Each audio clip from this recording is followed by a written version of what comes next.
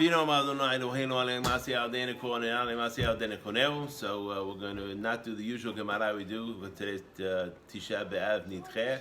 So we're fasting today, Tisha B'Av, so we're going to study the Gemara that we're allowed to study, which is Gemara Masechet Gitin. I basically gave the first piece of this shiur a year ago. I sent that out through the video. I would encourage you to watch part 1. So this is going to be part 2. I'm not sure we'll finish the entire sugya today. Maybe Be'ezrat Hashem next year we'll finish the third part. Then we'll have the trifecta. So picking up on Daf Nun Vav Amud Bet 56b. Says so we previously discussed the fact that Rabban Yochanan ben Zakkai was in Yerushalayim and he wanted to go out and talk to the Roman general, because we know in Jerusalem there was a political discussion. The rabbis recognized that the spiritual level of the people of the city was very, very weak, and there would be no way that they could overcome the Romans, given the fact that when the spirituality of the Jewish people is weak, Edom is stronger. So they recognized that, but amongst the city there were zealots, young ones of course, biryonim they were called, and they wanted to fight the Romans because they felt if they would fight the Romans, that would bring the Mashiach.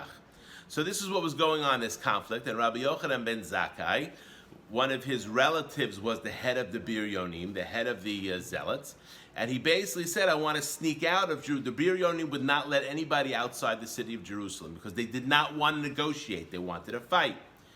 In fact, they burned the grain in Jerusalem. Jerusalem had enough grain and wood and oil and to last for 21 years. And because the biryonim wanted to fight the Romans, and they recognized that 21 years, there's no way the Romans could do a siege for 21 years. So what they did is they burned the grain. So people in Jerusalem started to starve. And the desperation of that basically forced the people to want to fight against the Romans because you're starving.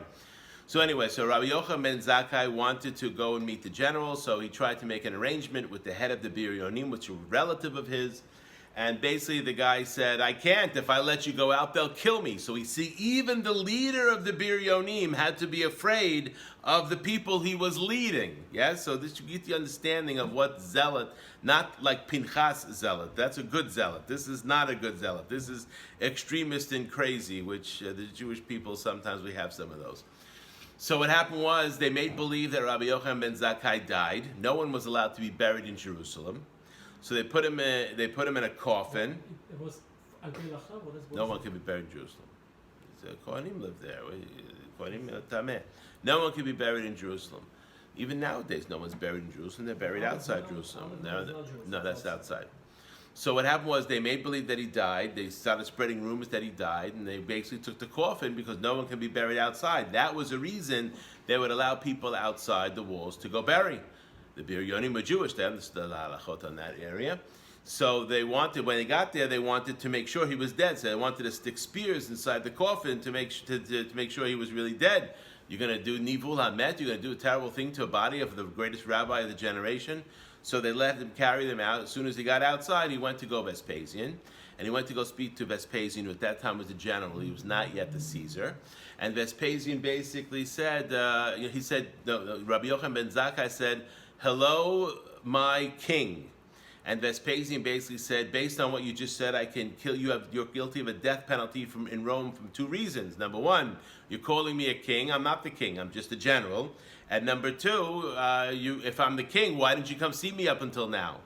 So Rabbi Yochanan ben Zakkai answered that first, I couldn't come see you up until now because we have zealots inside, won't let anybody out. And he said, you're not the king now, but you're going to be king soon, because it says, that Jerusalem can only fall in the hands of a king. And Rabbi Yochanan Zakkai better recognize that Jerusalem was going to fall. So he recognized, of course, this guy, Vespasian, is going to be king. And as they're talking, the messengers come and say, Nero abdicated his throne. He's no longer the king, and the Senate elected you the king. So Vespasian becomes the king. He realizes the rabbi is a prophet, basically. Not a prophet, but has a tremendous amount of wisdom. So he gave him a couple of wishes. And one of the things Rabbi Yochanan Zakkai asked for was Yavne v'chachameha, which means instead of asking to save Jerusalem, he asked for Yavne, which was a city of Chachamim and Chachamea, because Rabbi Yochanan ben Zakkai realized that the key to the survival of the Jewish people was not the temple, I talked about this yesterday in my class. We need the temple to thrive. We don't necessarily need the temple to survive. To survive, we need the Torah. We need to be attached and learning the Torah. But to thrive, then we need the temple, because that allows us to achieve our goal, which is Mamlechet Kohanim V'Goy Kadosh, a kingdom of priests and leaders of the world. So Rabbi Yochanan ben Zakkai asked for the Yavne V'Chachameha, and the Gemara basically discusses the situation, how bad the famine was, that there was a woman whose name was Marta, and she was very, very wealthy. She's one of the wealthy ladies of Jerusalem. She had more money. And basically in a famine, it doesn't make a difference how money you had. So she sent her servant to go out and get for her a special type of flour called solet. By the time he went out to get the flour, it was all gone. So he came back and said, there's no solet. So she says, okay, go buy me some white flour. So he went out to go buy white flour. By the time he came back, the white flour was already gone. So she says to him, go get me bran flour. So he goes out. By the time he got there, the bran flour was all gone. So he comes back and says, it's all gone. I mean, the craziness is he just should have bought what she needed anyway.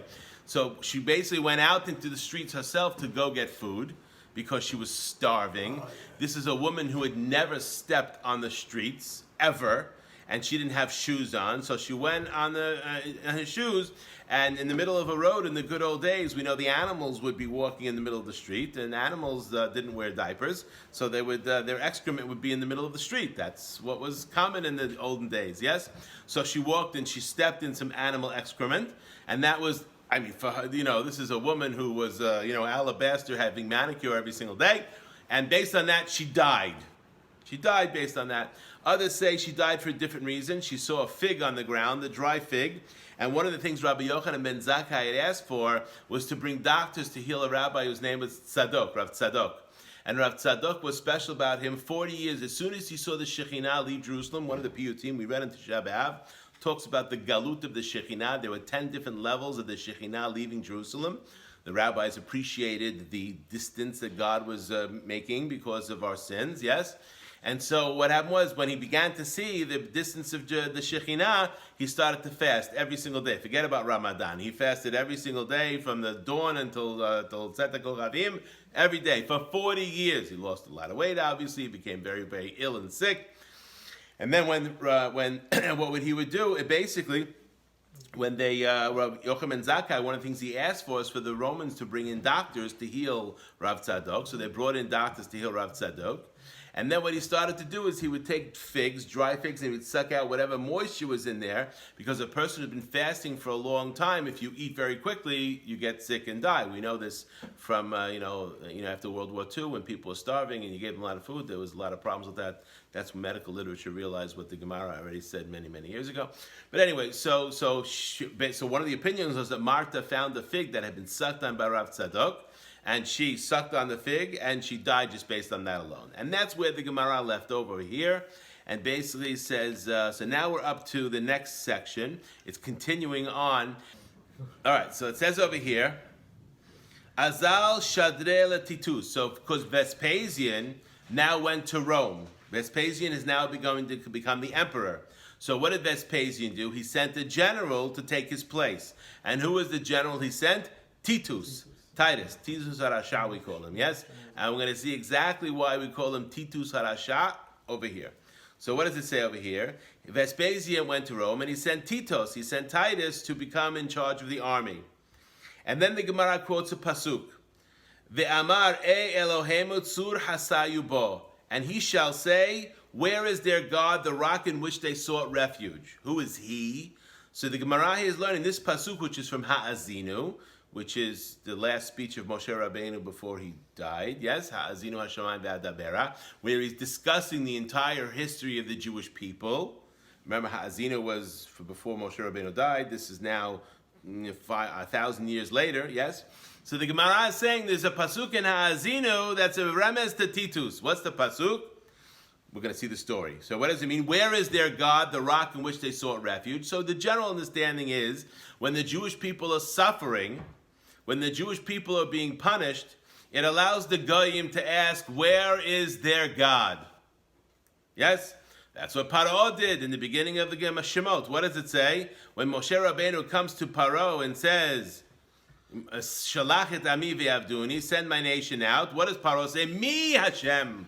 Who is Hashem? How can he say who is Hashem? He doesn't know who Hashem is. He didn't speak to his grandfather and his great-grandfather about Paro and Abraham and Yaakov and Yosef, right? So what's the answer there? God was not showing himself. By the fact that the Jewish people were slaves in Egypt, God is not showing his power. When the Jewish people are weak in the world, like we are now, God is not showing his power. So the people can say, where is their God? That's what the Christians say. For 2,000 years until the Hakamat HaMedina, until the state of Israel, till the Jewish people started returning back to the land of Israel, the Christians said, you're never going back to Israel. Why? Because God rejected you. You are no longer Israel. We are Israel. Unfortunately for them, we went back to Israel as per prophecy, and the Vatican recognized the state of Israel for the first time in 1993, which ended up being a turning of 2,000 years of lies. Okay, they're not ready to overturn that yet. It's coming. Be'ezrat Hashem. But let's focus on the negative, not on the positive, because it's Tisha B'Av. So what happened? Zeh titus harasha. So the Gemara says, this pasuk that says, where is their God? Who is this a reference to? This is a reference to Titus. And we're going to see the story as it comes now. Sheheref vegideth klape mala, who profaned and blasphemed basically Hashem above. How did he do that? Me'asad, the Gemara says. What did he do? What's the story? Tafas zona beyado. So this is after he conquered the temple. Yes, he went into, they broke the walls. They broke the walls of the temple. They didn't burn it until Tisha B'Av. In fact, they didn't burn the temple until the 9th in the afternoon. Most of the temple burned on the 10th, which actually is today.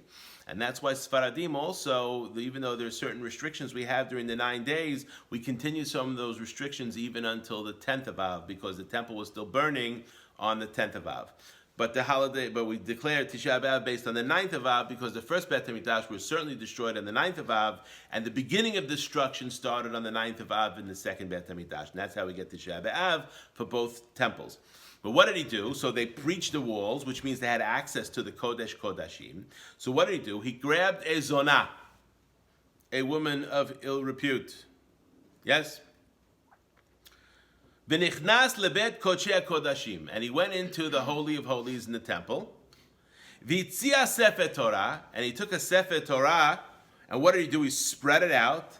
V'avar alea avera, and on the sefer Torah in the Kodesh Kodashim, Titus Harasha had relations with the zonah.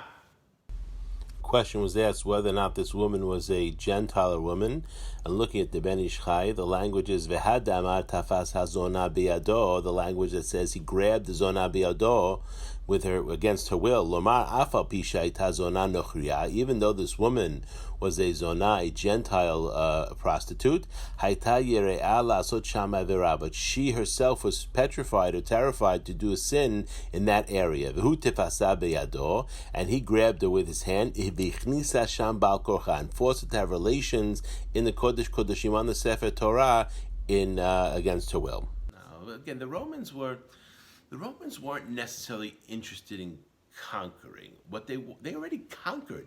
Israel was conquered land. Rome was already in charge. What Rome was after was sedition. Rome wanted to put down rebellion. And they were the most cruel, the crucifixion of the Romans, that was for one sin. That was for one violation of the law, sedition. The only people who crucified were ones who rebelled against the Roman government. That was, they reserved the most terrible punishment for those people. Jerusalem, Judea was already conquered by Rome for 100 years already. It's not that the Romans were already in charge. They were appointing the Kohen Gadol. They were appointing the king. We weren't appointing the king at that point. We weren't appointing the Kohen Gadol. It was the Romans who were appointing these people based on bribery and all that kind of stuff. That's why there were so many Kohanim Gedolim in the second temple, something like 400. Every single year somebody would drop dead. They'd have to take him out by a rope. Wow. Because they weren't worthy, because they paid for the position. Wow. So Rome was already in charge for 100 years, since about 50 years after the Chashmonaim. Masada is not what the Gemara is going to talk about. The Gemara is going to talk about three things. Masada is not one of them. And how many people died in Masada? Not too many. 900. We'll see what we're talking here if we get to this. So anyway, so Titus was already in charge. What was he looking to do? He was looking to destroy the rebellion. And he figured the way to stop the Jews from rebelling at this point was to destroy the temple. Obviously once they're going, they're killing. That's what they do. But their goal wasn't necessarily to wipe out all of the Jewish people. It was to put down the rebellion. Once the rebellion would be put down, then they would move on. So why wouldn't they put a siege on? They don't want to commit soldiers. They're already in charge. They're just going to wait. So basically, Titus, on the other hand, what does he do? So unlike Nero, shot arrows in the air. We learned this last year. He shot arrows in the air in every direction. Shot arrows in the air, and every one of them went to Jerusalem. So meaning that was the king, the general, looking to basically get God's permission to destroy the temple. Titus went above and beyond because he's Rasha Gadol. This is what he does. So it says over here, when he did this, Venatal Saif, and he took a sword after he finished his deed on the Sefer Torah in the Kodesh Kodashim. Vegider et parochet, and he slashed the parochet. Remember, in the time of the second Bet Hamikdash, there was a parochet, there was a curtain that was between the Kodesh and the Kodesh Kodashim. There was no Aron Kodesh in the second temple. That's why the Gemara is not mentioning Aron Kodesh. There was no Aron Kodesh in the second temple. What was the point of temple then? No Aron is there. Sacrifices? Hello, what is the Aron requires? I don't understand that. If a shul doesn't have Sefer Torah inside, you can't pray there? It doesn't have Kedusha? Lo Shamati. Okay, so Aron... What happened to Aron? It was hidden. It was hidden in the time right before the destruction of the first temple, yes. Aron HaKodesh, there was an open miracle, like fire coming down and getting from his bed. I don't think those miracles happened in the time of the second temple. Okay, that's why the Zekenim, it says, when they saw the building of the second temple, they cried. Because they recognized what they were crying because it wasn't as aesthetically pleasing to the eye. No, they cried because they noticed that the level of Shekhinah in the second Bet HaMikdash was not the same as the level of Shekhinah in the first Bet HaMikdash. Because the Aron wasn't there? No, because we weren't deserving. Actually, Chachamim knew already from that second Bet HaMikdash will be destroyed as well. That's why most of them did not move from Babylon to rebuild. Oh, I don't know about that. In fact, one could argue. From Ezra. One could argue pum fakert. The reason why the second temple didn't have the kedusha of the first temple was because of the 90% that stayed in Bavel. Nah. You'd have to see me. You have to give me a source for that one. What families went to rebuild the second Bet HaMikdash? 10%, 42,000. Intermarriages. Yeah, very good, but only 42,000. The Leviim didn't come back. That's why Ezra cursed them. He cursed the Leviim. He basically said all the presents that are supposed to go to the Leviim in the time of the second Bet HaMikdash will go to the Kohanim. Because the Leviim didn't show up. Yeah, the Kohanim were married to shiksas, no question about that, and he told them to divorce the shiksas 100%. But the Leviim didn't even come. He cursed them. So no, one can argue that the reason the Shekhinah wasn't so strong in the second temple was because, why? Not all the Jews came. Bring you a memory of today. The prophecy of second Bet HaMikdash destruction, it's very severe. The nation will come from the north. They will not recognize your language. They will be hard on you. Your feet will not gonna rest. So they knew about it. What is the reason to go back and suffer in future? Okay. With the second exile. Very good. Good question. So the answer is very simple. Okay, a punishment can be written in the Torah, black and white. Yeah. Black and white. It doesn't have to come true. Except if God swears. When it says Vayishava, that's why we look in Dvarim. What does it say? When Moshe Rabbeinu said about the Meraglim, what does it say? Vayishava. That God swore. Why does God have to swear? Well, we don't take his word for it when he says something once. How many times does God have to say something before his chotamo is emet? It says the signature of Hashem is emet, yes? So he says something once. What do I have? They don't have to swear. Swearing basically means you cannot Take it back. take it away, which means the punishment is going to come. You might be able to mitigate it, but you can't get rid of it completely. Okay? So, just because there are prophecies that talked about the terrible destruction of the second temple didn't have to happen that way. Just like we read yesterday on Shabbat, Chazon Yishaya ben Amos, yes? He talked about the destruction of Jerusalem. He talked about what's going to happen. Did that have to happen? No! But the people didn't change, so then it happened. Okay, so prophecies that are for negative, unless there's a swear attached to it, don't have to happen. All prophecies for positive must happen. Because then there's no other way to tell if the prophet is truthful. Okay? So Titus, what did he do? He took a sword after he finished his deed, and he cut the parochet, which was the separation between the Kodesh and the Kodesh Kodashim. The Naasenes, and a miracle happened. Now, what was the miracle? You would think the miracle would be like he would drop dead. That's not what happened. V'hayadam mevasbetz veyotzeh. And blood came out of the parochet, which means when he stabbed the parochet, he cut it, it started to bleed. So what kind of flesh this? This is amazing stuff. The kasavur, and what did Titus think to himself? Rasha gadol harag et atzmo. Now, the Gemara is not really saying what it really means because it's couching it in a different term. He killed himself. No, he didn't kill himself. He thought he killed. Good. Oh. So why did God allow him? First of all, the destruction is the destruction. So now this is watch what happens to Titus. Okay, God has a in this page didn't take too long. It was a short memory, very long memory. Nobody messes with the boss. And even if you get away with it for a short period of time, if you're a goy, oy vayvoy lecha v'lo yom adin. So what happens here? So God made this miracle that the parochet would bleed, so this Rasha would then think that he killed God. And he brings a pasuk, Shene'emar, Shagu sorereha bekerev moadecha, samu ototam otot. This is a pasuk from Tehillim. And the pasuk basically says what? Your enemies, meaning God's enemies, your God's enemies, roared in the midst of your meeting place. They established their signs as true signs, which means that the Tehillim seems to suggest what? That there's going to be a time when in a special place it's going to appear that God was defeated. Now the Chachamim are going to comment on the tremendous patience or erech hapayim of Hashem with this insult to him. Yes, I mean, imagine. It's bad enough the temple's destroyed. Yeah, we're going to be destroyed. Bad enough this Rasha did this, had relations with a Zonah in the Kodesh Kodashim on a Sefer Torah. But then to do this, so that, what does it say? Abba Hanan Omer, Abba Hanan says, Mi chamocha chasinya. Who is like you, O strong one God? It's a pasuk from Tehillim also.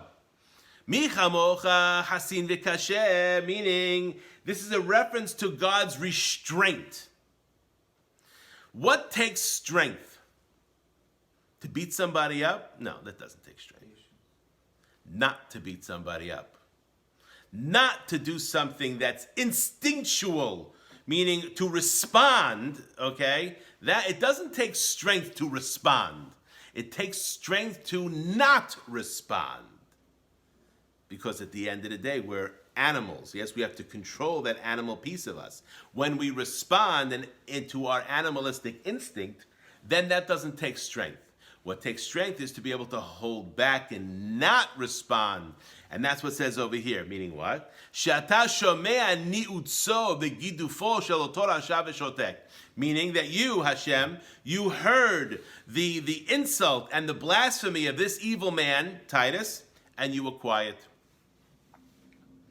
That's one pasuk the Gemara brings to show the restraint of Hashem had when he allowed the Goyim to destroy the temple. Yes? Dever Rabbi Ishmael Tanai was taught in the academy of Rabbi Ishmael. Micham ocha ba'elim Hashem. If you look in the Shirat Hayam, it says Micham ocha ba'elim Hashem. What are elim? Elim is strong ones. El is strength. Elim are strong forces. Michamocha, who is like you in Elim, in strength, yes? In multiple strengths. But if you look in the Pasuk, the word Elim is not spelt with a Yud. It's spelled Aleph Lamed Mem. So the Gemara says, Michamocha ba'ilemim. In Hebrew, Aleph Lamed Mem is Ilem. What is Ilem? Can't talk. Can't talk. Mi chamocha be'elim, meaning what? Not what's the strength? It's hinted to in the pasuk. The strength of Hashem is what mi chamocha be'elim Hashem. That at times God is quiet when he should be, when normally one would expect him to be. Why? Because we did not deserve that level. So once again, coming back, this is the Gemara is now talking about what Titus did, and it's going to talk about his punishment. But we need to understand we did this because the beginning part of this talked about Kamsa Bar Kamsa, how the Jewish people behaved one to another and what they did, which means that's what allowed Hashem to be silent in a situation where he should have been vocal. So when we look today and we see things happening bad to the Jewish people, and it appears that God is silent, where does a person point the finger? At yourself. At yourself. We said that yesterday. When something bad happens, a tragedy happens, the question we ask is not why. How? The question we ask is echa. How? How could it have happened? That's the question. The question of Pesach is manishtana halayla zeh. Why is this night? When something good is happening, the question one should ask is why? Why me? Why am I special? I'm not special. I'm nobody. Why are you doing this for me? But when something bad happens, we don't ask why. Why did God do this to me? We ask how. Echa. How could it be that I've sunk to such a low level that God would be quiet in the face of my suffering? That's the Jewish way. Now the Gemara is going to continue. Me'asa. So now Titos, he thought he was right. He basically did a terrible thing. And now he stabbed the parochet, and what happens? Blood came out. So what does he think to himself? I killed their God. Natalata parochet, he took the parochet off. The asao kemin gargutni, and he made it like something to carry wine. Ve'evi kol kelim sheba mikdash v'nihan bahen, and he brought all of the utensils of the Bet HaMikdash and he put it inside the parochet. Now we have in Rome called Sha'ar Titus. Yes, there's a gate called Sha'ar Titus in Rome, and on there's a relief of the Romans carrying the utensils out of Jerusalem into Rome. So these utensils, the menorah, the mizbeach, these we had in the second temple. These were all carried to Rome. Obviously, there's no Aron Kodesh. Why? There was no Aron Kodesh in the second temple. Why are we blaming Titus for all this? He was just a messenger. Hashem sent him. Very good, very good, very good. So we have to understand a yesod. We have to understand a foundation, a fundamental principle. Why are we blaming Paro? What did Paro do? Pharaoh is different because the Jews were going to take over his country. No, he thought that. That was his craziness. Why? The No. population was bigger than their population. No, it doesn't. The Jews took a. Where did it say? He thought. He didn't. They didn't. There was no evidence that they were doing that. The Jewish woman is having 60 kids. So what?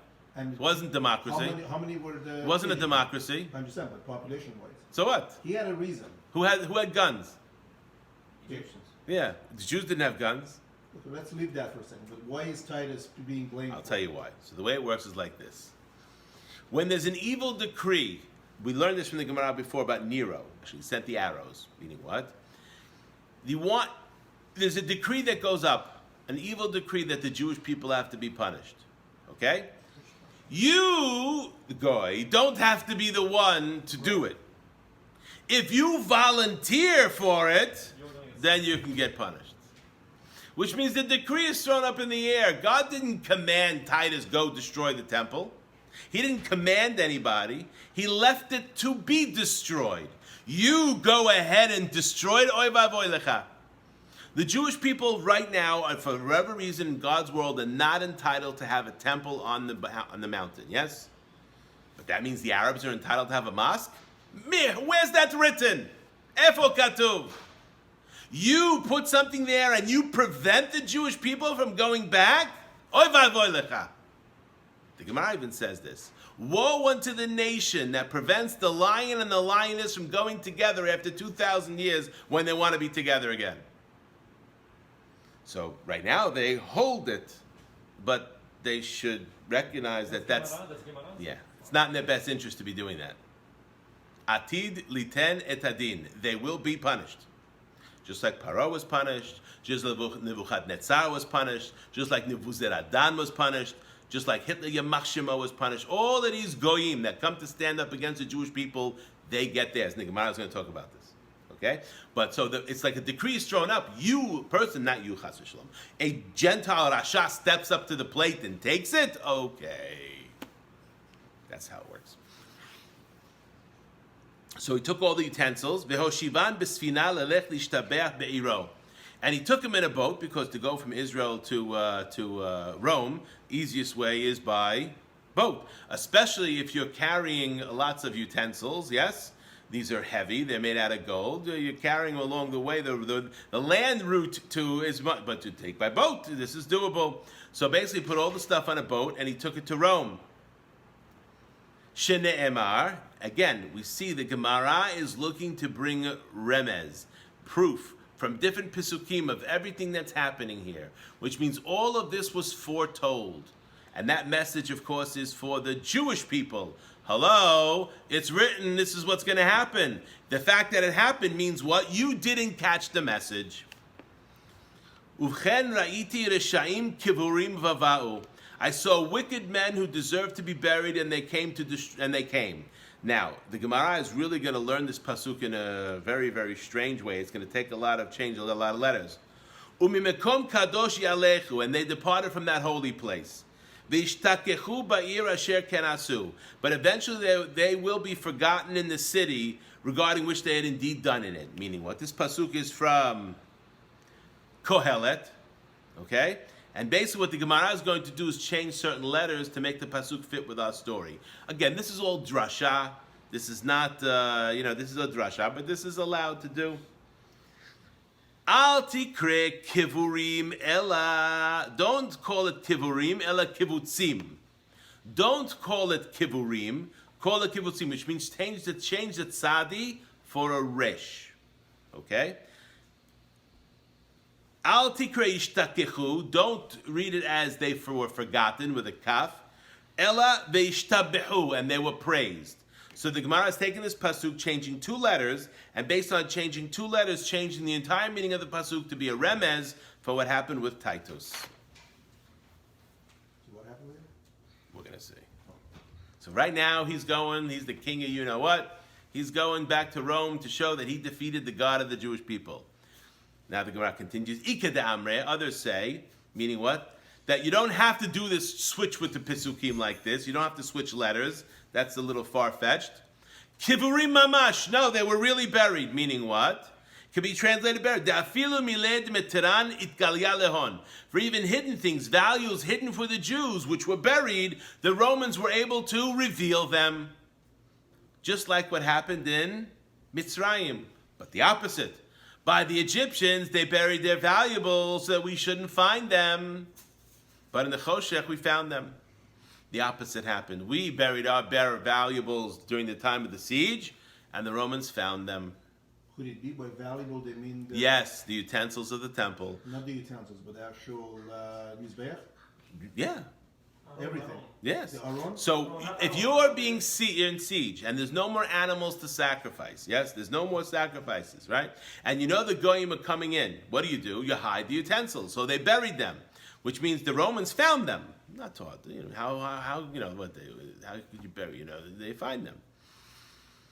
Okay. Now it's going to come back and talk about what happened to Titus. Amad alav nachshol shebayam letov.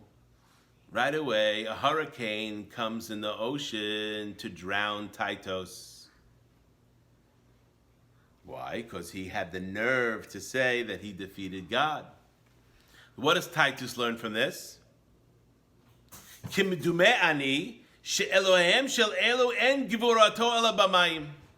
appears to me that their God only has power over water.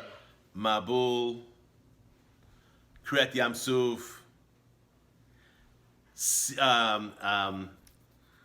Sisra was killed in Nachal Kishon. So Titus Beta a historical inference and saying, it appears to me the God of the Jewish people only has power over the water. He's an idol worshiper. So what happens? Ba Paro tib'o b'mayim. Paro came and God drowned him in the water. Yes? Ba Sisra tib'u mamayim. Sisra, not Sisra. Sisra was killed by Yael, yes? But his army was killed in Nachal Kidron. They went in a certain valley where there was a river. And what happened was there was a flash flood. The river filled up and they couldn't and they drowned and they were slaughtered by the Jews. This is the army of Sisra. Sisra ran away and Yael killed him with the yated, with the peg for the tent. So he learns that, because a good military person, what do you do? If you're going to be a general, what do you do? If you want to be a general, Try to avoid the water. first thing you do is you study military strategy, yes? To the water. What do you do when you're a general? You study battles. You study previous battles of previous generals so you can learn where mistakes are made, yes? Why repeat a mistake that was already made, yes? So a smart general studies battles, especially battles of a certain nation, because the way they behaved once is the way they're going to behave again. So Titus basically had studied the Jewish history. This is available. The Tanakh, part of the Tanakh, certainly the Torah was translated into Greek, and maybe he was able to get the rest of the Tanakh translated. So he studied the tactics of the Jewish people, and he recognized that their God appears to have strength over water. I guess he didn't read about Sodom and Amorah. Okay. So now he wants to drown me in the water because this is where his strength is. So even when this hurricane is coming to take him out, he's still blaspheming against God, which means he realizes what? He thought he had killed God. Obviously, that was wrong. But did he admit that? No. What he should have done is said, I thought I killed God. I really didn't. You know what? Maybe I should make teshuvah. Maybe I should repent. No. He said, okay, I didn't kill him, but he only has power in the water, and I'm on the water now. That's why I'm weak over here. So then he says, Im Giborhu, if God is truly a strong, a warrior, Yalela Yabasha va'yaseh imi melchama. Let him allow me to go to the dry land and fight me there. With arrogance. Yatzta bat kol ve'amralo. A bat kol, which is a heavenly voice. Again, there's no prophecy at this point. There's no more prophecy, not for Jews, not for Gentiles at this point. Since the building of the second temple, there was no more prophecy after that. But bat kol is still there, which is like a heavenly echo. It's like a voice that they hear and they recognize. It's like a Ruach HaKodesh. So this, basically, a bat kol comes to Titus and says what? Rasha ben beno shel Esav HaRasha. Rasha, evil man, son of an evil man, and the great-grandson of another evil man by the name of Esav. Birya kala yesh li be'olami. I have a little creature in my world. It's a gnat. Gnat is very, very small. The Yitush Shema. It's called the Yitush. A Yitush lives not in the water, it lives on the land. So Titus, he said to Titus, yeah, come, you think, okay? Let me show you. Now the Gemara says, Amai karele biryakala. Why is it called a puny creature? Why is it called a puny creature, the gnat? Demalana itla mafkena letla. It says here because it has a way for food to come in, but it doesn't have a way for the waste to go out. This the Gemara says. I don't know. I'm not an etymologist, so I don't know about the anatomy of a gnat. Certainly not a Roman or a Judean gnat from 2,000 years ago. The heavenly voice continued, Alala Yabasha. He came up on the dry land, which means God let him live, didn't drown him in the water, yes? V'ta'aseh ima milchama. And basically God said, go up on the dry land, Titus, and go fight this gnat. Alala Yabasha, Titus went up on the dry land.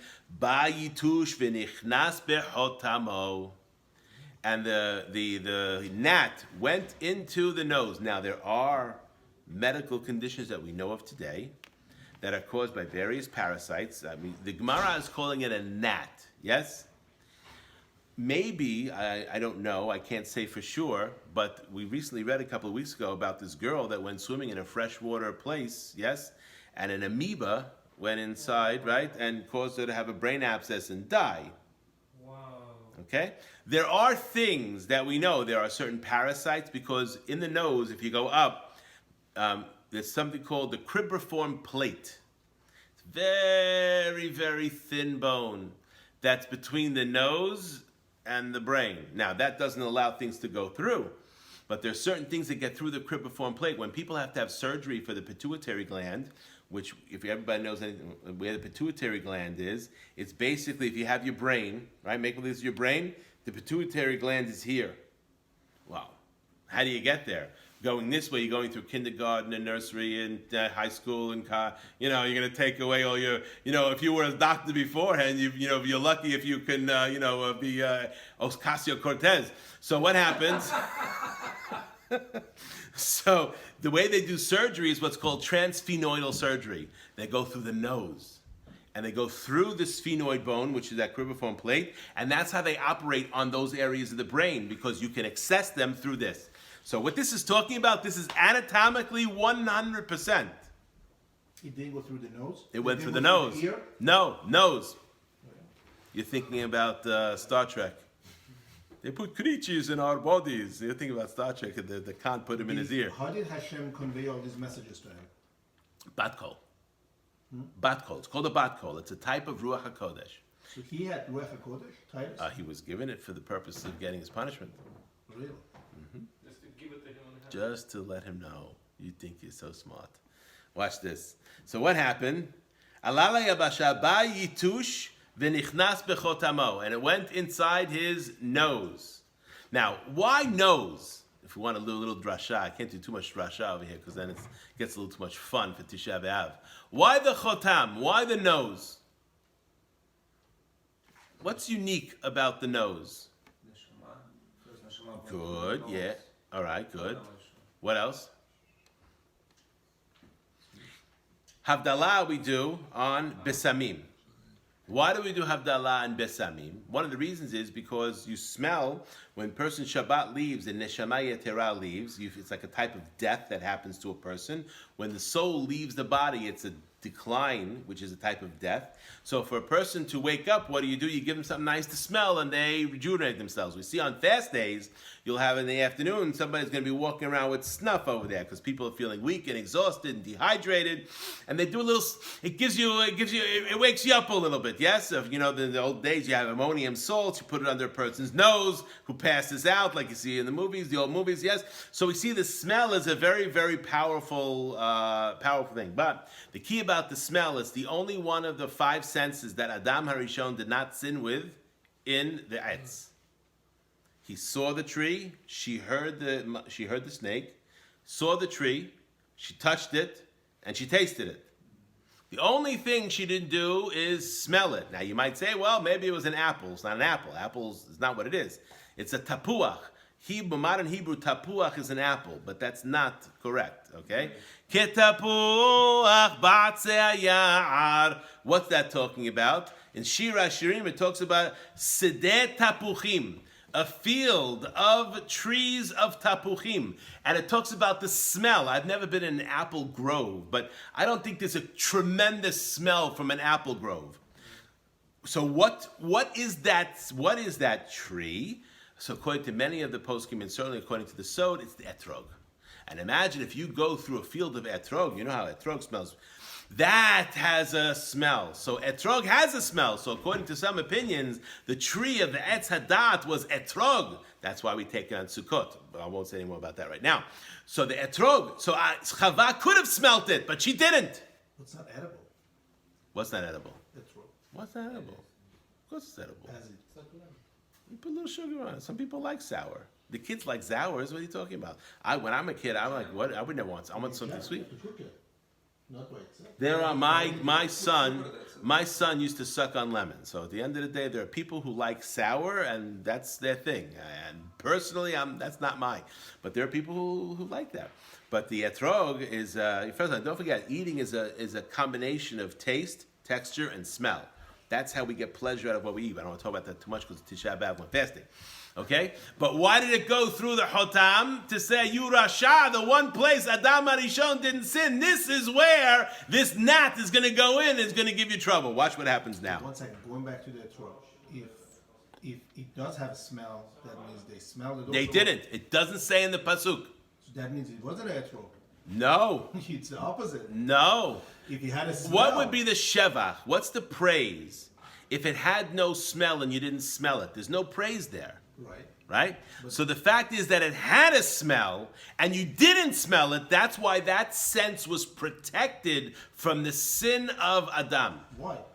All the other 4 were not protected. Why that one? He chose not to smell it. Not to poison the sense of smell you through the want to tell me sin. you can take an etrog, bring it to your mouth, and you're not going to smell it? Yeah, Yes. 100% you will smell it. How do you Now not you say that. 100% you will You say that. That's not his covenant. Let me ask you a question. On Sukkot, we don't smell the etrog. Yes, you're not allowed to smell the etrog. I do it once in a while. Not allowed. Okay. She's not allowed. Okay, No, let's... that's not allowed. She's not allowed. Fine. Why? Because it's a shimush Because mitzvah. you want to say bracha. You can't. Your purpose. Yeah, you don't say bracha etrog. You can only smell it after the end of the holiday. Okay. Okay. Anyway, it's the drasha. But at the end of the day, there's 4 different opinions regarding what the etz hadat was. Okay. One says bread, Great. but cooked bread that has a smell. One says fig. Fig doesn't have a smell. Ale te'ena, they took fig leaves. No smell, so there you go.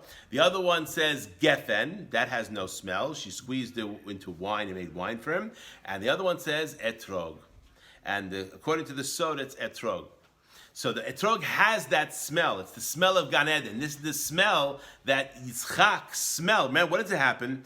Esav would always come to Yitzchak whenever he would come with the coat. Yes? And Yitzchak, when he would, because he was blind, when a blind person is, what happens? The smell gets increased, yes? So he would smell the coat. Where was the coat from? From Gan Eden. Gan Eden. Wow. The coat that Adam Harishon was made, it says, Hashem made them kutonot, yes? Kutonot. He made them coats, yes? Because they were naked, now they have to go out, so they made them coats. God made them coats, yes? The coat smelled like Gan Eden because that's where it came from. So after Esav killed Nimrod and took the coat, he would put it on every single time he would go to his father. His father would smell the smell of Gan Eden. How did his father know the smell of Gan Eden? Because there's an opinion that said that Avraham Avinu did the Shechita in Yitzchak, and he went to Gan Eden for 3 years. That's why he was nowhere to be found for his mother's burial. Which is a question everybody asks. Where was he? What do you mean? He's learning the yeshiva Shem Ever. What? If you're learning yeshiva, your mother dies. You don't come to her funeral? Really? So basically, the smell he had. So he knew the smell of Gan Eden. And what happens is every time Esav would come in, he would have that coat on. So even though he sort of saw that Esav had bad behaviors, he thought he had olam haba, which means he would fix it. He would make teshuvah, which means his end was going to be good. One time, Esav doesn't come in with the coat on. When is that? When Yaakov Avinu was wearing the coat. Now, Yaakov Avinu smelled like Gan Eden already, not a problem, because he was going to Gan Eden. But when Esav came in without the coat on, what does it say? Vayeherad Yitzhak harada gedolah. He had a tremendous fear. Why? Zok the Rashi. Rashi says he saw the gates of Gehenna opening under Esav. Not saw with his eyes, saw with his mind. Why? Because he didn't smell the smell of Gan Eden, and then he smelled the smell of Esav, which was Rasha Gadol. Chazak, wow, I didn't know that. So smell is very powerful. By the way, the first cranial nerve that comes off of the brain is olfactory. Smell. Comes off, what do you mean by comes off? There are 12 cranial nerves. 12 cranial nerves, okay? That come off the medulla, which is the brain stem. The highest one, the one that's the highest on the brain stem, is olfactory, which is smell. Then oculomotor. Anyway, I'm not going to go through a whole anatomy lesson here. But suffice to say, and smell, if you think about it,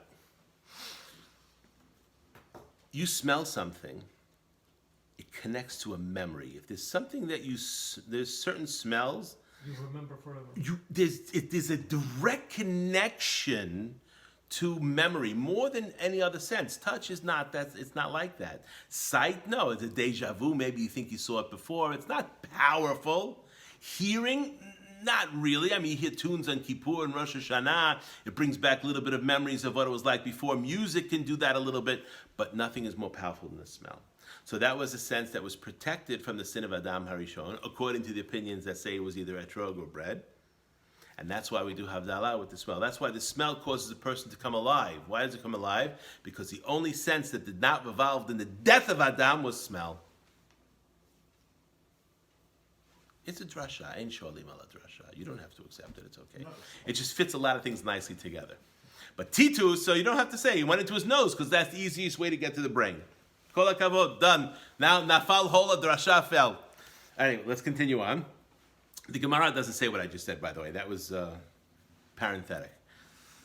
So continue on. V'niker b'mocho sheva shanim. And this gnat buried itself in his brain for 7 years. Yom achad, one day, and obviously not just growing, causing him tremendous suffering, as we're going to see. Yom achad, one day, havaka chalif abava deve nafcha. He was passing by the doorway of a blacksmith. Shama kal arzavta. When the gnat heard the banging of the hammer, ishtik, it quieted.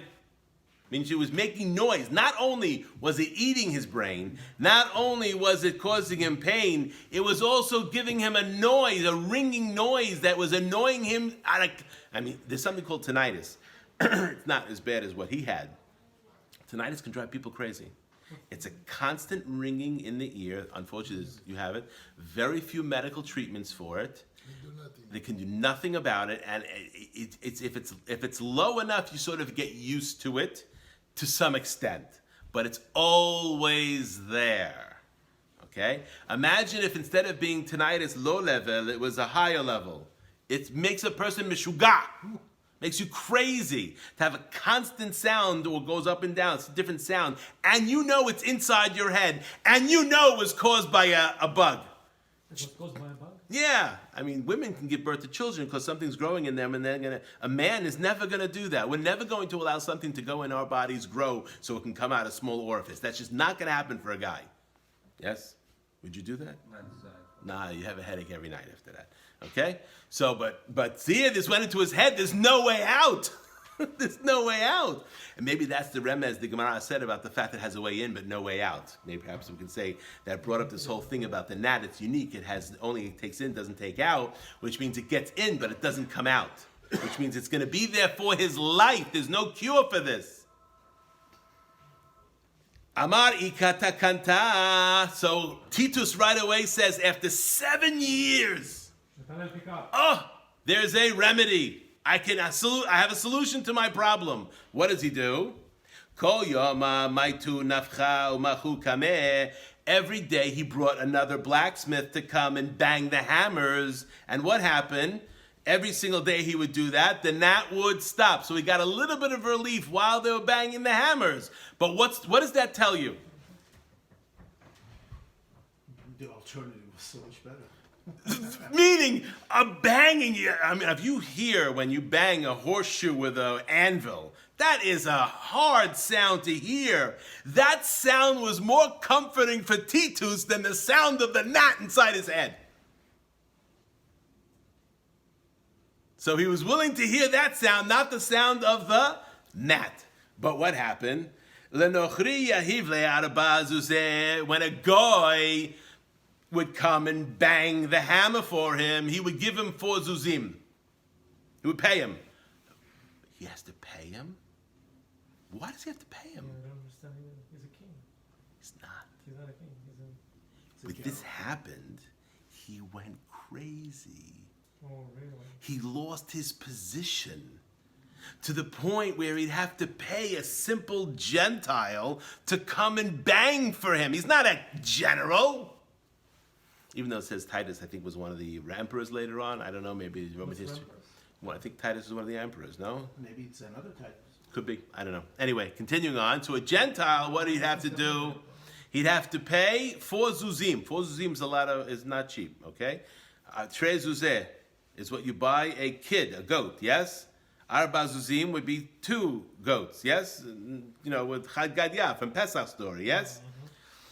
L'Yisrael, what about a Jewish blacksmith? Amar le, I'm not paying you. Mistayach deka hazit b'sanach. It's enough payment that you're seeing your enemy suffering. But you know what? At the end of the day, it would be more, again, if the Jew didn't want to do it, he wouldn't do it. To show you what? In his life, Titus was required to recognize not only was he getting beaten by God, but the Jews were able to laugh at him that what? That he was suffering because he took on God. We're not done yet. We're not done yet. Ad tlatin yomin avad hacheh. He did this for 30 days. The Jew? No, Titus. For 30 days, he hired a different blacksmith, paid a Jew, paid a goy, didn't pay a Jew, yes? For 30 days. Mikan ve'elach kevan de dash. But after 30 days, what happened? The bug got used to it, and then I kept going. Tanya was taught in the Braita. Amara Pinchas ben Aruva. New music for the No music for the bugs. And then he's what he's going to do is going to have the banging and the bug, so he stops the banging. Where's he going with that? So then it says, Tanya was taught in a Braita. Rabbi Pinchas ben Aruva, basically Pinchas ben Aruva said, Ani hayiti ben gedolei Romi. I was amongst the greats of Rome, the nobles of Rome. This rabbi presumably was connected. Ukishemet. And when Titus died, which means everybody in Rome knew about this. This was not a secret. His issue. Everybody knew about it. So what happened? Keshemet, what did the Romans do? Patzu et mocho. They split his skull. Why? Because they wanted to see what was going on inside. Umatzu bo ketzipor doror mishkal shnei slaim. And they found the gnat had grown to a size of a type of bird that basically weighs 2 selas. 2 selas is about, a silver coin that weighs a half an ounce, which means the gnat had grown to the point where it was 1 whole ounce in his brain. Wow. Again, depending how old Titus is, medically we know, when you're below the age of, say, 55 or 60 years old, there's really no space in the skull for anything but the brain. As we get older, there's a natural atrophy that happens of the brain, which is beneficial if a person falls and hits their head. There's room for blood when you're older. When you're young, there's no room. So older people, if they fall and hit their head, they get a little bleed in the brain, they can survive. A young person gets a fall, gets bleed in the brain, it's over, because there's no room for anything but brain because of shrinkage. So Titus, I would assume, was not an older man, so there was no room. So do you realize what suffering this was causing him? You don't know how old he was dying? Doesn't say. B'matnita Tana, it is also taught in a Braita. There's a different opinion. No, it wasn't the size of a. It was the size of a gozal ben shana mishkal shnei litrin. It was the size of a 1-year-old pigeon weighing 2 litras. A litra is basically equal to 1 pound. So it was 2 pounds, which basically means it was taking up the majority of his brain. Which means that towards the end of his life, he was basically non-functional. As it increased the pressure and got bigger and bigger, he would get demented. He wouldn't be able to be soiling himself. Forget about, because we see this nowadays with dementia when people get it. So when that what would happen? He would got to the point where he was useless. All because he took on God and had the audacity to say, you only have power in the water. So he sent a little gnat to send Titus a lesson. And this was a lesson not just for Titus. This is a lesson for all of Rome. That's why even after the destruction of the temple, if you look at the history of Rome, Judaism was a legal religion. Now, you could not be against the Roman government that they would kill you for, but that wasn't discrimination against you, you're a Jew. That was anyone. A Roman citizen who spoke against the Caesar would be killed. There was no freedom of speech like that. This is a new concept, yes? We see nowadays that concept is going away little by little. But we see from here what? But Judaism was an accepted religion in Rome. As long as we didn't have a political part of Judaism, which means king, world domination, So why did they kill Rabbi Akiva and all the Rabbi Torah? because at that point that was after Hadrian, that was after Beitar, which the Gemara is going to talk about. Okay, in Beitar they rebelled against Rome after the destruction of the temple. Where did they get the koach to do that?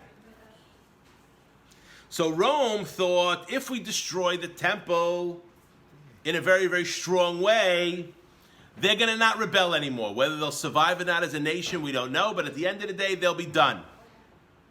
50 years later, when they rebelled in Beitar, that was based on the Chachamim now. That was the Torah. So from that point, Rome started to stamp out the Torah. That was 50 years later. Okay? And Beitar rebellion was by Hashmonaim or No, Beitar was 135 by Hadrian. 50 years after the destruction of the Second Temple. The Gemara is going to talk about it. I'm not sure we'll have time this year, maybe next year. Ki havaka mayit. Now continuing on the story. When Titus was dying, Amar lehu, he told those present, Likal yuha leahu gavra. Burn that man. Meaning he's talking about himself, which means he wanted to be burned. He wanted to be cremated. Burn that man, which means he was talking about himself. Ulevadre likitme ashev yameh, and scatter his ashes over the 7 seas. Rome had already been dominating the entire world practically. He asked for his ashes to be scattered all over the place.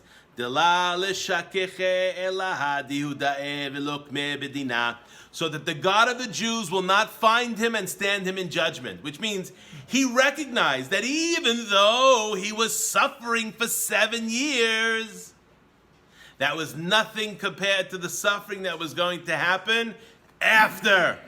So he tried to take advantage and basically thought that if he burns himself and has his ashes spread around all over the place, God is not going to be able to punish him. So we see even here, he's still arrogant. The Gemara continues. Unculus bar Clonicus bar Achte de Titus. Everybody ever hear of Unculus, Targum Unculus? Unculus was not born Jew. Unculus was a convert. And basically Unculus was the son of a man called Clonicos, a Greek, okay? And according to the Gemara, the text of the Gemara here, it says he was the son of the sister of Titus. The Gaon Vilna amends the Gemara and says it wasn't the sister of Titus, it was the sister of Hadrian. Okay, whatever. Bottom line is Unculus was basically a connected individual. Azal askela Titus beni Geda. He went and raised up the spirit of Titus with necromancy. Idoni. Over Idoni. They're able to raise up the spirit of the dead. We see this in the Tanakh with the Shaul. He was punished for that. But anyway, so he went, and this is before he was a Jew. This is when he was a guy.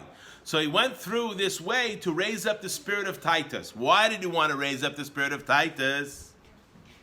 Amarle, Unculus said to him, Man chashiv behu alma.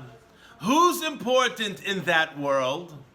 Meaning, the world to come, the world of the neshamot. Who's important over there? Amarle, Yisrael. Jews are important there. Now, Unculus continues asking, Mahu de'idabuke behu. Should I join them? Should I convert and become a Jew? Unculus is now asking Titus, supposedly his grandfather, yes? Whether he should be, his uncle, whether he should be a Jew. Amarle, milaihu nifishin vela matzit likiyuminhu. They have a lot of laws, and you will not be able to fulfill them. Okay, reasonable answer. The Roman is not going to be able to do all the laws of the Torah. He says, but he's not saying it's bad to be a Jew. He's saying you should be a Jew, but you have to recognize they got a lot of laws. And if you want to come over here, which means Olam Haba, you have to follow the laws of the Torah if you become a Jew. Zil igare behu behu alma. Go attack them in that world, which means titus. Even from there, says go and attack the Jewish people. The havit reshen, you'll become a leader, because anybody who attacks the Jewish people becomes a leader temporarily. He doesn't give up. No. But it's surprising that he was not squashed even there. Wait. The show's not over yet. The Havereshe, you'll become a leader, Dichtiv, because the pasuk that says, Heyu Tzareh Lerosh. The enemies of the Jewish people become leaders. So all a Rasha has to do is speak against the Jewish people. Alexandra Ocasio Kotev, Shem Reshem Yerkav, Talib, Shem Reshem Yerkav, that other whack job, and the four of them, yes? All they got to do is speak against the Jewish people, and everybody wants to hear what they have to say, even though what they have to say is the stupidest things that could ever be said. Not to get into too much politics. Kol hametzar liYisrael naseh rosh. Whoever persecutes the Jewish people becomes a leader. Meaning what? Because this way, since we are leaders of the world, the only people that can vanquish us are leaders themselves. And that's why, who are the people that are giving this suffering to the Jewish people over the past 2,000 years? The Bechor of Avraham and the Bechor of Yitzchak. Which means it can't be that a nobody is going to get us. It has to be someone who is of importance. Amar le, Onkelos asked Titus, Dineh da'u gavra b'mai. He asked, what is your punishment? Okay, meaning Onkelos is asking Titus, because he recognizes Titus is getting punished in that world. What is your punishment? B'mai defasik anafsheh. Titus answers, he is punished with the very fate that he set for himself. What did he ask for himself? Before he died, what did he say? To be burned. Burn me and spread my ashes throughout the world. That's what Titus said. Kol yoma mechnesheh lekitmeh v'dainele. Every day his ashes are gathered from everywhere in the world, brought together, and he's judged again and burned and spread every day. The kalule umevaderu ashev yameh. He is burned and his ashes are scattered over the 7 seas. And this happens every day. He doesn't get a rest on Shabbat either. So Onkelos is not done. We'll almost finish. If you want to stop, I can stop in the next 5-10 minutes, okay? Onkelos is not done. He wants to become Jewish, but he wants to find out, right? Be sure. He wants to be sure. So what does he do? Azal askel leVil'am ben negida. He basically raised up the neshama, the soul of Bilam. Bilam harasha. Amar le, he asked Bilam, man hashibehu alma, who's important in the world to come? Amar le, Yisrael, the Jewish people. Mahu le'idabuke behu, should I join them? Should I be? Because Onkelos is recognizing what? The most important world is the next world. If the Jewish people are up in the next world, then that's the people I should join, even though in this world they are down. And how much down could they be at this time? This is as down as, this is where we are now, yes? Down, down, down. That's why converts, the ones who want Olam Haba, the ones who want to have the future, they recognize that we're down now, but we're not going to be down in the future, yes? Okay. Amar le, Bilam answered Yisrael, Ma'odabukubehu, should I join them? Amar le, lo tidrosh sheloman v'tovatam kol hayamim. Wow. So Bilam, unlike Titus Harasha, who basically said, you should join them, but you're not going to be able to do it. Why? Because there's too many mitzvahs. You won't be able to do it. Bilam didn't say that. Bilam says, "Lo tidrosh shelamam v'tovatam kol hayamim." Do not look for their peace, and do not be. Even afterwards, he still hates the Jewish people to the point where it tells Onkelos, even though Yisrael in the world to come is up, don't join them. So what does Unculus ask? It's not, What does Unculus ask? Amarle, Dineh dehu gavra memai. What are you punished with if what's his name? If Titos is punished with this burning and putting together the whole time, he asks Bilam, what are you punished with? carrying dunking himself all day. Amarle, b'shikvat zera rotachat. He's punished in boiling semen. Why? Man's ejaculation. Oh, why is that what he's punished with? You make it simple as a donkey, you know? Not the donkey.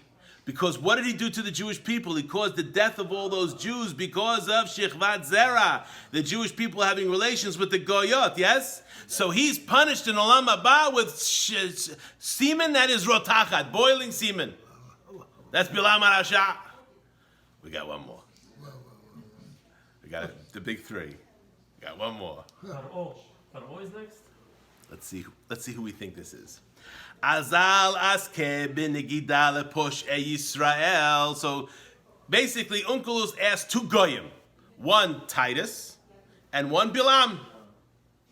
Now he wants to ask a Jew that had died but was a posheya, Acher. a criminal Jew. Acher is after. Acher is after. Amarle man chashiv behu alma. Who's important in that world? Amarle Yisrael. So far all three agree that in the world to come, the important is Yisrael. Marle idibuke behu. Should I join them? Amarle tovatam derosh ra'atam lo tidrosh. Only look for their good and do not ever look for their bad. Meaning what? Because this guy is a Jew who was a posheya, so obviously he's being punished, yes? But he says only look for the good of the Jewish people and don't look for their evil. And then he continues, Kol hanogea behen ki lo noegeh bavat eino. Whoever touches the Jewish people, it's like he's sticking something in his pupil. Which means if you know, your eye is very, very sensitive. You have almost a blink reflex. It's instantaneously as soon as things come near your eye. Because it's very, and a person gets a corneal, everybody's had a corneal abrasion. Oh, it's pain like you have no idea. Okay, so this is what it says. If it goes in there, it gives you tremendous pain. So don't touch them, because if you touch them, it's like sticking something in your eye. Amarle, Uncle said to him, Dineh dehu gavra b'mai. What are you punished with? Who is this? We'll see in a second. Amarle, betzo'ah rotachat. In boiling excrement. Oh, what? Yoshka. I remember that's Boiled in what? Excrement, feces. boiling There we go. Got the Russian translation there. We good? Boiling feces. Yes. Tzoah, Ken? The Amar Mor, a master said, this accords what was said where? In Eruvin, Masechet Eruvin, Kol hamal'ig al divrei chachamim. Whoever mocks the words of the chachamim, nidon betzo'ah rotachat. He's punished with boiling feces. Remember, we said a person who shows disrespect to Talmid Chacham loses chelek in Olam Haba. You can get it back by making teshuvah and asking forgiveness and all that kind of stuff, yes? But if a person is insulting the Chachamim, he's punished in Tzo'ah rotachat. So who's this last person? The Gemara doesn't say. They removed the name from there, I'm sure. Yemach Shemo. Yeshua HaNotzri. I think there's another Gemara that talks about this and mentions him specifically in the censored one. Anyway. Why is all the punishments physical? Great question. I'd have to look into that in more detail. This entire Gemara, by the way, I would, if it wasn't for Tisha B'Av, I would have prepared the Maharsha, the Maharal, and the Ben Ish Chai. Oh, you're not ready. I can't. On Tisha B'Av, that would be too much fun. Yes. All those punishments are spiritual. You know, he says physical. Tzaro tachat, excrement. That's the reason my question. Everything they describe, sometimes, people have a bad dream. And physically it doesn't happen to them. Nobody's killing them or cutting them, but they wake up, somebody was cutting them. So it's a spiritual. He's still asking a gavaldik akasha because every one of these, his body is put back together and he's burned again. That's pretty physical. That's how they feel in spiritual. Okay, then Otherwise we won't understand. if it wasn't for Tisha B'Av, I would have. This is obviously, I'll tell you, there's a certain secret. Anytime you read a story in the Gemara that doesn't, it's muzar, strange, you can be sure that there's a sod that's being hidden here, which means it's not at face value. Okay? The more strange the story is, the more strange the maisa, whatever it is, the deeper the secret that is trying to be hidden. So I'm going to venture to say, because even the Art Scroll says over here, if you want more information, look at the Maharsha, the Maharal, and the Ben Ish Chai. So we could, not on Tisha B'Av, because that would be, like I said, that would be Pikudei Hashem Mesamech Elev. I'm already having too much fun. It's not good. Okay? Going back to Titus, that he got punished. What Yes. was the punishment for the destruction of the first temple? Nebuchadnezzar did. The Gemara is going to talk about that. There is also The Gemara is going to talk after we finish here with the second temple. It's going to go back to the why first was temple. only Titus punished? No, Who destroyed the temple? he lived with the animals Titus. in the field. Titus destroyed the temple. He is physically, personally, Yes. nobody yes. else? No, his army, but he was the leader. Goes according to the leader. Nebuchadnezzar, Now the Egyptians were punished, right? You can, and you want to ask, you're very good. You got to come learn with us more often. You have some good other kashas. So you want to say, maybe why is it that the Paro only was punished? Why should all of Egypt been punished? Yes. You want to make a hashva, a comparison. Pharaoh wasn't killed in the. That's machloket. According to most opinions, he was killed at Yam Suf. He was? Yes. Really? Yes. According to most opinions, he died at Yam Suf. There are a few opinions that say he survived and went to Nineveh. Okay? But that's the minority of our Rishonim say that. Majority say that he died. Lo nish'ar ad echad, the Torah says. So Not why, one Why survived. in this case the Egyptian soldiers got punished? That's what I thought you were asking. Not just the Egyptian soldiers, but the Egyptians themselves got punished. Yes? Okay? What's the question? He's asking Gevald Kashi, he's saying, Titus was only punished Titus. What about all the Roman soldiers? The Gemara doesn't talk about that. Now, just because the Gemara doesn't talk about it doesn't mean it wasn't punished. But let's assume that the Gemara is not meant, assume. Why is it that the Torah goes out of its way to say that Paro was punished and all the Egyptians were punished, but over here, who was punished? Just Titus. So the answer I gave before I realized the depth of his question was because Titus is the leader. So he could, of course, say back to me, Paro was the leader. The answer could be because the Jews at the temple really deserve to be punished. But, In Mitzrayim, we deserve to be punished too. At the beginning, we didn't deserve to be punished. Yes, we did. didn't do anything wrong. Oh, At yes, the we beginning, did. Yes, we did. What How did did we they get do? to Egypt? Sold yourself. Thank you. You should know that. That's your name. But that's big. that's not personal. Oh, it's personal. They sold their brother to slavery. What I'm saying is, it's not the people. It's not the second generation's fault that this happened. At the temple, they were physically doing bad stuff.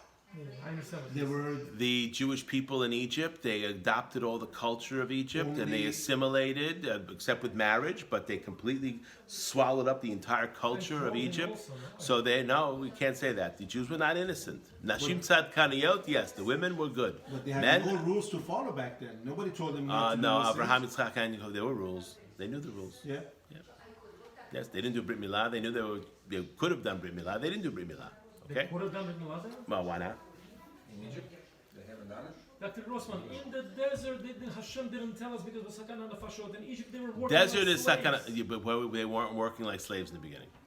In the beginning. At the beginning. Only worked for slave for 86 years. So the answer to your question, Lani Tati, if I can answer quickly, I didn't have to think about it some more, is that by Egypt, the Egyptians themselves enslaved the Jews, and not for a one-off. It was for years and years and years and years. Slave masters And they for made them nations. suffer, okay? The Roman soldiers, one can say, were following the orders of their general, okay? And this was, 2 or 3 years. It wasn't over the span of 86 years. It's not, sometimes the answer is not as good as the question. I'm sorry. I think about some more. There's no right answer. What's that? There's no right answer. There's no right answer, but Because we don't know. there's a best answer. Right. But that's what the I'm not Germans- sure that's the what best the answer. Germans said. We were just following orders. Yes, but did they? How much did they enjoy it? That's the question. Did the Roman soldiers enjoy it when they killed the Jews? Did they enjoy it, or they were Seems just like it, yeah. the Nazis enjoyed it? Crucifixion, doing stuff. Crucifixion was not for Jews, that was- it except was- for sedition. No, they didn't crucify Jews, except for They've maybe killed, that what, one. 4 million Jews? Some say more. The rabbi today said it was 4 million. In the second temple, Yeah, we were reading Echa today. He said 4 million. Beitar was even more. Yeah, so you're not talking. Not Beitar, just Beitar, one. not Beitar, Beitar. There's another city called Har Melachim that was also more. They were enjoying doing this. It wasn't like. So maybe they were punished. The Gemara doesn't mention it. Yeah. Okay, I don't know. Let's finish up. So it says over here.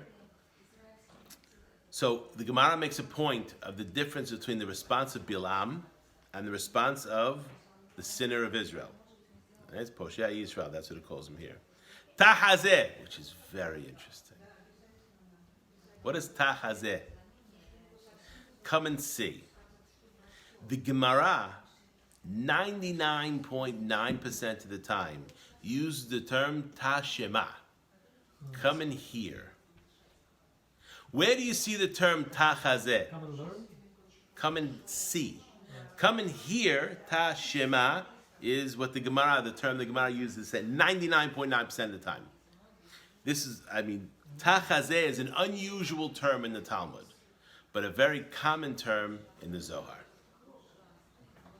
So this is clearly, there's much more here than meets the eye, which maybe we'll do a subsequent, and we'll talk about this, not Tisha B'Av. Tachazeh, come and see. Ma ben Poshei Yisrael and Nevi'ei Amot HaOlam. What's the difference between the sinners of the Jewish people and the prophets of the Gentiles? Of the Avodah Zarah.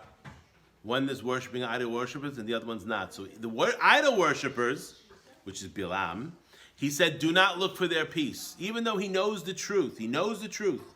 Meaning what he knows that in the upper world, Yisrael is ahead. Nevertheless, he maintains his evil and saying, do not look for their peace. The Poshea of the Jewish people, even though he's judged presumably in one of the worst punishments, in the Shamayim, he recognizes it. So even there, they remain our enemies. Where? Even The Goyim, yes. But not the Poshei Yisrael. So that's the Gemara makes a point of saying the Poshei Yisrael, basically that since they're not worshiping Avodah Zarah, when they get to the Olam HaAmet, they recognize the truth. That's why even Korach, somebody brought Korach before. Korach says it says in the Gemara, you can go to a certain place where the ground swallowed up Korach, and you can hear him say Moshe Emet v'Torato Emet. There's a bat call that comes from the place where he was swallowed up, saying over and over and over again. Which means a Jew, even if he's a Poshea, when he goes to Olam Haba and he gets punishment for what he did, he recognizes the Emet. The Goyim don't. Or the idol worshippers don't. Okay, let's finish this up and then we'll stop. So we talked about there were 3 events that happened. This is the end of the Kamsa Bar Kamsa event, which we started last year, right? Kamsa Bar Kamsa, if anybody wants to see the first part of this Gemara, I sent it out on the YouTube, okay? So now this is the conclusion of the Kamsa Bar Kamsa. The Gemara brought 3 different examples. We're not going to have time to talk about the second example, and then there's a third one. We'll get to it one day. Tanya, maybe next year we'll be able to be in Yerushalayim. We'll be doing this Gemara differently. We'll be able to do it with the Sod. Tanya, it was taught in a Braita. Amar Rabbi Elazar said, Bo'ure kama gidola kochal shebusha. Come and see, and this is the conclusion of the Talmud now, of the Kamsa Bar Kamsa, which now we're going to see, what is it about the Kamsa and Bar Kamsa event that sealed the fate of the Bet HaMikdash? Because we discussed this last year. We said that the rabbis were quiet, they should have spoken up. We said that Bar Kamsa was a Moser. We said there was the Rabbi Zechariah ben Avkulis. He should have wanted to sacrifice the sacrifice anyway. He didn't want to. This is the conclusion. Tanya was taught in a Braita. Amar Rabbi Elazar, Bo'ore kama gedula kocha b'shabusha. Look and see the power of humiliation. Sharei siyeh HaKadosh Baruch Hu et Bar Kamsa. We see that God helped Bar Kamsa. Bar Kamsa was successful. He went to Rome. He didn't die on the way. He was able to convince Rome that the Jews are rebelling. He did the mum in the animal, brought it back, and was successful in getting the Jewish people not to sacrifice it. And what it's saying is this is all God's hand here. Because it says that, and now remember the conclusion is the eyes of the sages were blinded. Why? God blinded their eyes so they wouldn't be able to see the right thing to do to avert the tragedy. Because they were silent. Why? Because of the busha that was caused to Bar Kamsa They were silent. at the party. They shouldn't have let this happen. This busha that they allowed, that was allowed to happen, whether it's the rabbis, whether it's the gavra, whatever the situation is, this busha of another Jew, even though this Jew was not such a kosher, he was chashuv, but he wasn't, hechrivet beto v'saraf et heichalo. God destroyed his house and burned his sanctuary. Why? Because we didn't care about the humiliation of another Jew. So perhaps we can say from here, the ultimate sinat hinam is not protecting other Jews from humiliation. Now, I'm not talking about people who do things, that are dangerous for children and all that kind of stuff. Don't take this bigger than that is. Someone who does all kinds of things with kids and things like that, that's not what we're talking about here. But this was not a situation like that. This was a situation of honor. Bar Kamsa was not causing anybody any damage. He wasn't having fun with little boys or little girls and things like that. But he was at the party. And he wanted to stay, so he shouldn't be humiliated. And the Gavra would not allow him to stay. And everybody was quiet. So how careful we have to be about the humiliation of other Jews, especially on things that are have no substance. Okay. Baruch Adonai le'olam, amen ve'amen.